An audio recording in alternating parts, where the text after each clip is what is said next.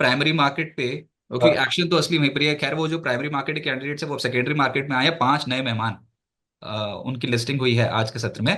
और मैं एक एक करके नाम बताता हूँ। ट्रांसरेल लाइटिंग 40% का रिटर्न दे गया। अगर इशू प्राइस देखो, 432 रुपए का इशू प्राइस था और हाई लगाया 605। इसके अलावा डैम कैपिटल एडवाइजर्स, 283 रुपीज का इशू प्राइस था, 393 ओपनिंग हुई और 456.9 का हाई लगाया। 61.4% रिटर्न बैठता है अगर आप हाई देखो तो इशू प्राइस के मुकाबले। ममता मशीनरी, जिसने तो गजब कर दिया मार्केट पे, 243 इशू प्राइस था और हाई लगाया 630। ओपन हुआ तो उसके बाद सर्किट पे लग गया था 5% का। जिस लेवल से ओपन होते हो उसके ऊपर अगर आप 5% चढ़ गए तो सर्किट लग गया इस वाले स्टॉक में। लेकिन 2.59 टाइम्स ममता मशीनरी का रिटर्न आता हुआ नजर आया। 2.5 गुना पैसा बन गया जिनके पास भी अलॉटमेंट आई हो।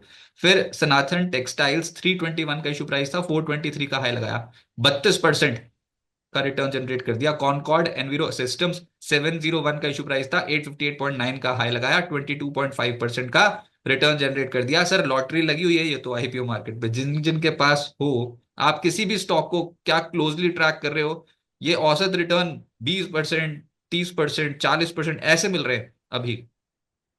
देखिए, आईपीओ में यूफोरिया चल रहा है और आपको यूफोरिया से घबराना नहीं है। लास्ट में दो तीन आईपीओ में आपको लॉस होगा, और जब दो तीन आईपीओ में कंटिन्यूअसली लॉस हो, आप समझ लीजिए कि यूफोरिया खत्म, बबल बस्ट। जब तक ऐसा नहीं हो रहा है, आपको आईपीओ अप्लाई करना चाहिए लिस्टिंग के लिए। अब मेरी किस्मत बहुत अच्छी है आईपीओ में। मेरे को आखिरी आईपीओ 2010 में कोल इंडिया में मिला था। उसके बाद मेरे को कोई भी आईपीओ नहीं मिला। 3 साल से मैंने आईपीओ लगाना भी छोड़ दिया है, क्योंकि अगल बगल के लोग मजाक उड़ाते हैं कि जो आप लगा देते हो वो पूरी लक्ष्मी सी को नहीं मिलता है, तो मैंने लगाना ही छोड़ दिया है। बट जो भी लगा रहे हैं, जिनको मिल रहा है, आईपीओ इस समय बहुत अच्छे चल रहा है। आपको लिस्टिंग रेंज के लिए सारे आईपीओ सब्सक्राइब करना चाहिए। 19-20 एक आध में इधर उधर लॉस होगा, बट इवेंचुअली जब 3-4 आईपीओ नेगेटिव लिस्ट होने लगे, या कोई एक सबसे बड़ा आईपीओ वाला आ जाए, तब फिर आपको थोड़ा सा सावधान होना है। तब तक आईपीओ अप्लाई करके चलिए, अच्छी लिस्टिंग रेंज मिलेगी। अक्सर कहते हैं कि आईपीओ बाजार के टॉप पे आते हैं।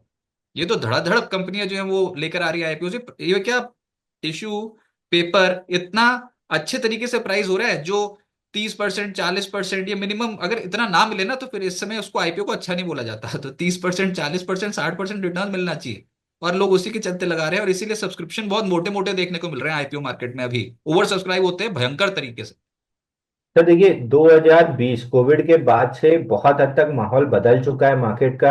आप जो बात कर रहे हैं वो 2020 के पहले बहुत सही थी कि आईपीओ टॉप पे आते थे। इसकी वजह ये होती थी कि लिमिटेड पार्टिसिपेशन था, वही पैसा सेकेंडरी में आता था। अब वो अगर प्राइमरी मार्केट में लग गया, 15-20 दिन के लिए ब्लॉक हो गया, तो यहाँ लिक्विडिटी क्रंच आ जाता था। अब वो स्थिति बदल गई है। एसआईपी में बहुत पैसा आता है, एफआईआई का पैसा है, रिटेलर बहुत पैसा लगा रहा है। तो इतना पैसा आपका बाहर नहीं जाता है कि मार्केट वहां पे, मतलब लिक्विडिटी क्राइसिस की वजह से टॉप बनने लगे और करेक्शन आ जाए। आईपीओ मार्केट अपनी जगह चल रहा है। आप बहुत सारे, हमारे इधर बहुत सारे लोग ऐसे हैं जो एसआईपी करते हैं और सिर्फ आईपीओ करते हैं। उनको सेकेंडरी मार्केट नहीं समझ में आता, वो नहीं करते हैं। लॉन्ग टर्म इन्वेस्टमेंट अपना जो रिलायंस लाइन में कर लिया कर लिया, बट मेजरली वो एसआईपी और आईपीओ के लिए प्ले करते हैं। तो आईपीओ का एक डेडिकेटेड सेगमेंट अलग बन गया है लोगों का, जो सिर्फ आईपीओ प्ले कर रहे हैं। तो वो भी एक बड़ा पैसा आ रहा है मार्केट में। तो अब वो कोरिलेशन आपको बहुत इतना इफेक्ट नहीं करेगा। तो आईपीओ आते रहेंगे। बस प्रॉब्लम तब आती है जब वो सबसे बड़ा आईपीओ आता है, तब सेकेंडरी मार्केट से भी बहुत पैसा निकलता है। तब दिक्कत आती है, जैसे हुंडई के टाइम में आया, पेटीएम के टाइम में आया। तो ऐसे जब वो सबसे बड़ा आईपीओ वाला जब अगला कुछ आए ना, तब थोड़ा सा ध्यान रखिएगा। तब तक के लिए यूफोरिया है, यूफोरिया में सबसे ज्यादा पैसा बनता है। मैं बार बार बोलता हूँ, बाइंग क्लेमेक्स वाले शेयर से दूर रहिए। लेकिन जब तक वो बाइंग क्लाइमेक्स बना रहा है उसमें बने रहिए, क्योंकि लास्ट की जो वर्टिकल मूव है ना, सबसे कम टाइम में सबसे ज्यादा पैसा वही देती है। तो वही आईपीओ यूफोरिया है। जब तक चल रहा है आराम से पैसा लगाइए और पैसा कमाइए। अच्छा, लेकिन जो हाल फिलहाल की लिस्टिंग हुई है ना, जो अभी रीसेंट लिस्टिंग्स हैं उसमें से कोई भी लाल निशान में नहीं जा रही है। पोस्ट 18 दिसंबर ऑनवर्ड्स सब पॉजिटिव है। मैं वो भी अभी दर्शकों को दिखा देता हूँ और उसके बाद फिर आगे बढ़ेंगे। तो सबसे पहला था विशाल मेगामार्ट। जी और स्टॉक में बहुत जबरदस्त रिटर्न मिले निवेशकों को। लिस्टिंग से मेरे ख्याल से 36% के आसपास के रिटर्न। फिर साई लाइफ साइंसेस एक और स्टॉक था जहां पर लिस्टिंग बहुत अच्छी होती हुई नजर आई और इसने भी कमाल किया। वन मोबिक्विक सिस्टम्स, ये सबसे तेज चलने वाला आईपीओ साबित हुआ था।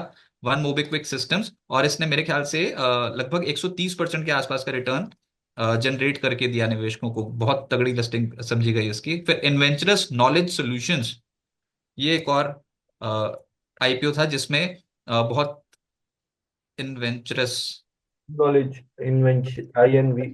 हाँ इन्वेंचरस नॉलेज सॉल्यूशंस, इसमें भी लिस्टिंग बहुत जबरदस्त होती हुई नजर आई थी। और आखिर में था इंटरनेशनल जियोलॉजिकल इंस्टीट्यूट। ये सब आईपीओज थे दिसंबर के, और सब ने पॉजिटिव लिस्टिंग जो है वो दी। और उसके बाद फिर निवेशकों ने जिन्होंने होल्ड किया उनको और रिवॉर्ड मिलता हुआ नजर आया। ऐसा कोई स्टैंडर्ड तरीका होता है वैसे सब होता ये है। जानना चाहते हैं कि अ, किस लेवल तक होल्ड करना चाहिए, क्योंकि किसी को एक अलॉट होता है, किसी को दो। तो वो कहते हैं कि कब तक होल्ड करें, एक बेच दें दूसरा रख लें, कब तक होल्ड करें। लेवल सबके अलग अलग होते हैं, कोई 100 रुपए में लिस्ट हो रहा है, कोई 1000 रुपए में लिस्ट हो रहा है, तो लेवल से ज्यादा आप आईपीओ को ट्रेड करने का सिस्टम समझ लीजिए। एक बुक है the life cycle of a trade, अगर पढ़ेंगे, ब्लू कलर का उसका कवर है, उसमें बहुत आईपीओ के ऊपर कवर किया गया है कि आईपीओ हमेशा वहां पे ना सिर्फ इंडियन मार्केट बल्कि ग्लोबली बहुत सारे मार्केट्स के आईपीओ स्टडी किए गए हैं। एक कॉमन पैटर्न जो निकल के आता है वो ये है कि अगर नेगेटिव लिस्टिंग हो रही है तो आप तुरंत लिस्टिंग के बाद निकल जाइए। अगर पॉजिटिव लिस्टिंग हो रही है तो 3 से 5 दिन में पूरा जूस निकल आता है। 100 में से 90 स्टॉक्स का। अब वो 10 आउटलायर फाइंड करने लायक वो काबिल नहीं है जिनने मतलब 50 देश का आईपीओ मार्केट पढ़ा है, तो मैं तो काबिल नहीं हूँ। 90% स्टॉक 3 से 5 दिन में पूरा जूस निकाल देते हैं, उनको बुक कर लीजिए जो पॉजिटिव लिस्टिंग है। नेगेटिव लिस्टिंग वाले को तुरंत बेच दीजिए। उसके बाद आईपीओ बेस बनने का वेट कीजिए। कप एंडल जनरली वीसीपी या कप एंडल पैटर्न बनता है। कभी कभी रेयर केस में डबल बॉटम या ट्रिपल बॉटम भी बनता है। जब ये पैटर्न बन जाए तब उसका ब्रेकआउट प्ले कीजिए, आपको बड़ा पैसा बनेगा। वो बेस 6 महीने में बनेगा, 6 साल में बनेगा कि 12 साल में बनेगा, कहना मुश्किल है। बीका जी का आपका 6 महीने में बन गया था, पीजीईएल को 12 साल लग गए थे, 10 से 12 साल लग गए थे बनाने में। तो ये कोई प्रिडिक्ट नहीं कर पाएगा कि बेस कब बनेगा। जब भी बनेगा उसका ब्रेकआउट आप प्ले कर लीजिए। प्रीएम्प्ट करना या प्रिडिक्ट करना वो पंडित के तोता के हाथ में छोड़ दीजिए। आप जो है एविडेंस पे ट्रेड कीजिए, जब ब्रेकआउट आ जाए तब आप ट्रेड कीजिए।